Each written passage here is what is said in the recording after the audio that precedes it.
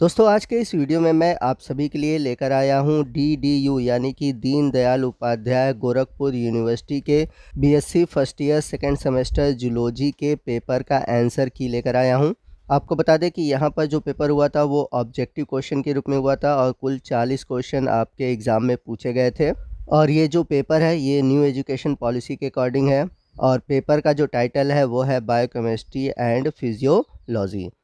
तो चलते हैं अपने पहले क्वेश्चन की ओर। पहला क्वेश्चन है which of the following enzyme is specific for protein, यानी कि कौन सा ऐसा एंजाइम है जो कि प्रोटीन पाचन के लिए उत्तरदायी है या फिर कह सकते हैं स्पेसिफिक है। तो सीधे मैं इसका राइट ऑप्शन आपको बताता हूँ। तो इसका राइट ऑप्शन है ऑप्शन सी, ट्रिप्सिन। दूसरा क्वेश्चन है bolus of food in stomach is called, यानी कि आमाशय में जो भोजन होता है जिसको हम बोलस कहते हैं उसे क्या कहा जाता है। तो आपको बता दें कि आमाशय में जो भोजन की लुगदी होती है उसे हम कहते हैं काइम। तो यहाँ पर आपका जो राइट ऑप्शन है ऑप्शन बी है। चलते हैं क्वेश्चन नंबर थर्ड की ओर। Chloride shift is essential for transport of, यानी कि जो क्लोराइड शिफ्ट है वह किसके ट्रांसपोर्ट के लिए आवश्यक है। तो CO2 के ट्रांसपोर्ट के लिए क्लोराइड शिफ्ट चलता है। तो यहाँ पर आपका जो राइट ऑप्शन है ऑप्शन सी है। क्वेश्चन नंबर 6 है role of pacemaker is to, यानी कि पेसमेकर की क्या भूमिका है।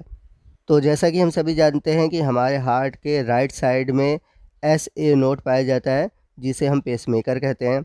और ये करता क्या है कि हृदय की गति को प्रारंभ करता है, यानी कि जो हृदय की गति है यहीं से इनिशिएट होती है।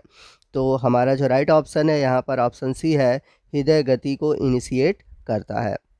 चलते हैं क्वेश्चन नंबर 7 की ओर। क्वेश्चन नंबर 7 है duration of cardiac cycle is about, यानी कि हृदय चक्र की समयावधि क्या है।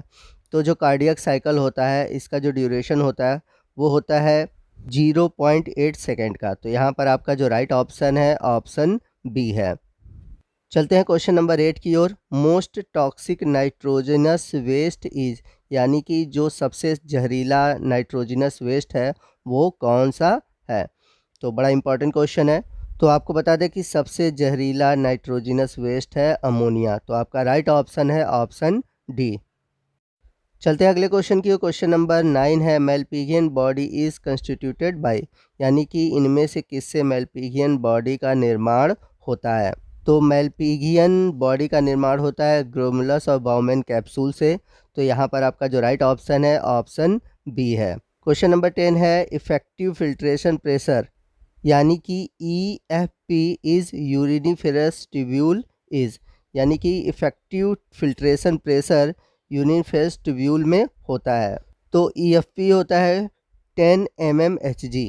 तो यहाँ पर आपका जो राइट ऑप्शन है ऑप्शन बी है। क्वेश्चन नंबर 11 है सॉल्टेटरी ट्रांसमिशन ऑकर इज़, यानी कि जो सॉल्टेटरी ट्रांसमिशन है वो पाया जाता है। तो ये पाया जाता है माइसिलेटेड नर्व फाइबर में। तो यहाँ पर आपका जो राइट ऑप्शन है ऑप्शन बी है।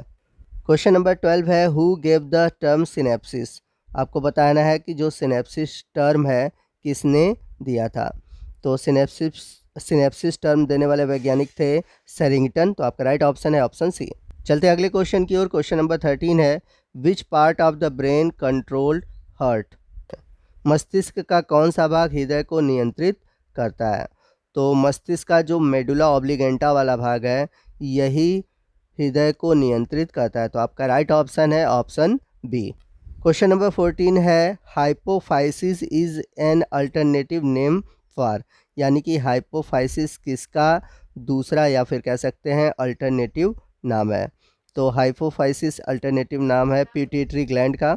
तो यहाँ पर आपका राइट ऑप्शन है ऑप्शन ए। क्वेश्चन नंबर 15 है which one of the following is not a steroid hormones, यानी कि इनमें से कौन सा स्टेरॉयड हार्मोन्स नहीं है। तो जो थायरॉक्सिन हार्मोन्स है यह स्टेरॉयड हार्मोन्स नहीं है। तो आपका राइट ऑप्शन है ऑप्शन ए। क्वेश्चन नंबर 16 है which of the following endocrine gland is a modified lymph gland, यानी कि इनमें से कौन सा अंतःस्रावी ग्रंथि एक मॉडिफाइड लिम्फ ग्लैंड है। तो इस क्वेश्चन का जो राइट ऑप्शन है ऑप्शन ए है थाइमस ग्लैंड। क्वेश्चन नंबर 17 है रेनिन इज सिक्रीटेड बाय, यानी कि जो रेनिन एंजाइम होता है वह किसके द्वारा स्रावित किया जाता है। तो रेनिन सिक्रीट होता है वृक्क के जस्टाग्लोमेरुलर कोशिका से। तो आपका जो राइट ऑप्शन है ऑप्शन सी है। क्वेश्चन नंबर 18 है gonadotropic hormones are secreted by, यानी कि गोनेडोट्रोपिक हार्मोन्स किससे स्रावित होता है? तो ये सिक्रीट होता है पिट्यूटरी ग्लैंड से। तो आपका राइट ऑप्शन है ऑप्शन ए। क्वेश्चन नंबर 19 है पेयस पैचेस प्रोड्यूस, यानी कि पेयस पैचेस क्या प्रोड्यूस करते हैं? तो ये प्रोड्यूस करते हैं लिम्फोसाइट्स। तो आपका राइट ऑप्शन है ऑप्शन डी। क्वेश्चन नंबर 20 है जे रिसेप्टर्स आर फाउंड। तो जे रिसेप्टर कहाँ पाए जाते हैं? तो जे रिसेप्टर पाए जाते हैं लंग्स में, यानी कि फेफड़े में। तो आपका राइट ऑप्शन है ऑप्शन ए। क्वेश्चन नंबर 21 है carbohydrates containing a functional ketone group are known as, यानी कि ऐसे कार्बोहाइड्रेट्स जिसमें क्रियाशील ग्रुप कीटोन होता है उसे क्या कहते हैं? तो जिन कार्बोहाइड्रेट्स में क्रियाशील ग्रुप कीटोन होता है तो उसे हम कहते हैं कीटोसिस। तो आपका राइट ऑप्शन है ऑप्शन ए। क्वेश्चन नंबर 22 है मिल्क शुगर इज, यानी कि आपको बताना है कि दुग्ध शुगर कौन सा है। तो बहुत सिंपल सा आंसर है। तो हम सभी जानते हैं मिल्क शुगर बोलते हैं लैक्टोज को। तो आपका राइट ऑप्शन है ऑप्शन सी। क्वेश्चन नंबर 23 है ओलिगोसैकेराइड कंटेन, यानी कि ओलिगोसैकेराइड जो होते हैं वह कितने मोनोसैकेराइड से मिलकर बनते हैं? तो आपको बता दें कि जो ओलिगोसैकेराइड होते हैं वह 2 से लेके 10 मोनोसैकेराइड के अणुओं से मिलकर बनते हैं। तो आपका राइट ऑप्शन है ऑप्शन बी। क्वेश्चन नंबर 24 है the most abundant lipid in cell membrane is, यानी कि कोशिका भित्ति में सबसे प्रमुख रूप से कौन सी वसा पाई जाती है?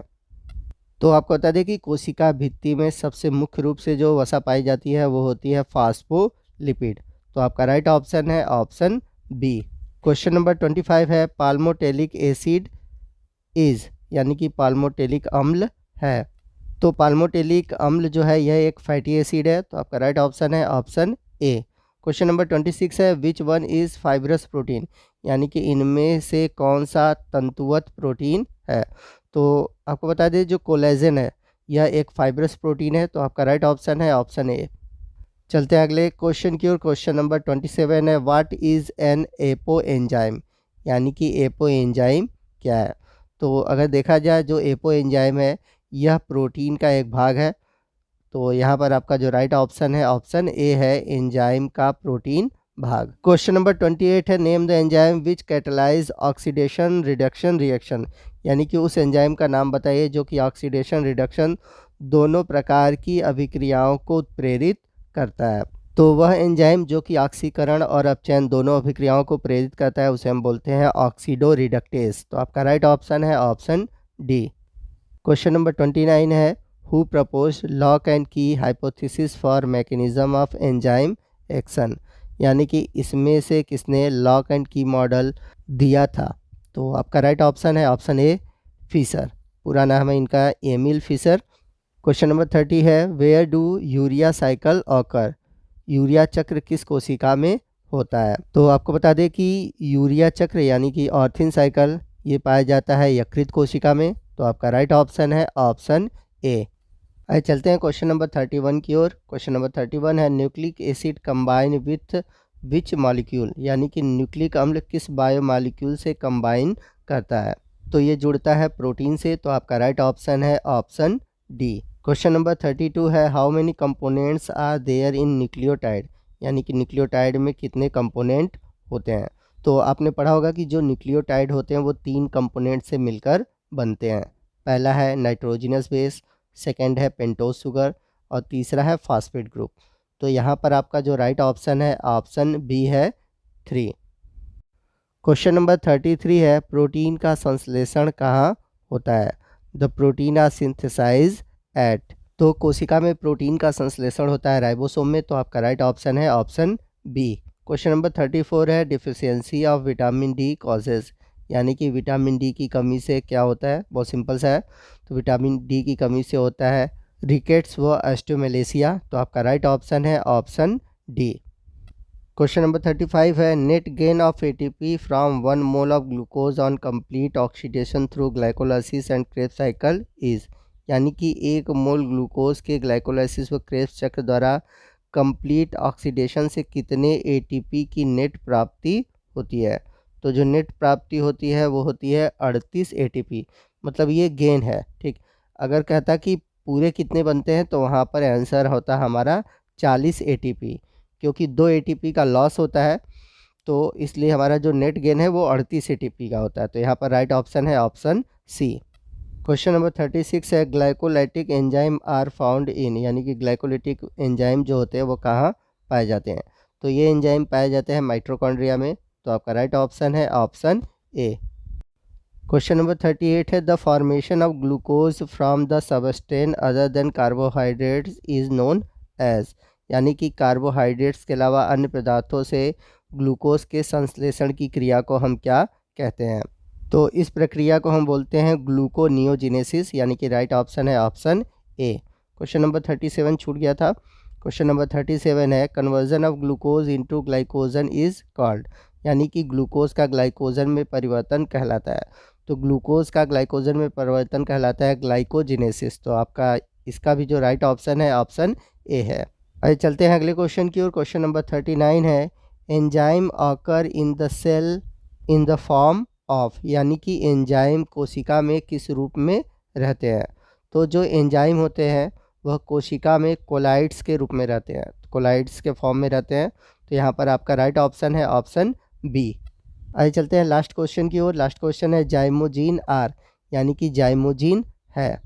तो आपको बताना है कि जो जाइमोजिन होता है वो किस रूप में होता है। तो जाइमोजिन जो है वह इनएक्टिव एंजाइम होता है जो कि प्रिकॉर्सस फॉर्म में होता है। तो आपका राइट ऑप्शन है ऑप्शन बी। तो दोस्तों ये था हमारा आज का वीडियो, जिसमें कि हमने DDU यानी कि दीनदयाल उपाध्याय गोरखपुर यूनिवर्सिटी के जो जूलॉजी का पेपर था उसको हमने सॉल्व किया। तो आपको आज का ये वीडियो कैसा लगा कमेंट करके ज़रूर बताइएगा। वीडियो अच्छा लगा हो तो वीडियो को लाइक और शेयर करना मत भूलिएगा। कोई भी डाउट हो आप हमसे कमेंट करके पूछ सकते हैं। तो दोस्तों मिलते हैं अगले वीडियो में अगले टॉपिक के साथ। तब तक के लिए जय हिंद, जय भारत।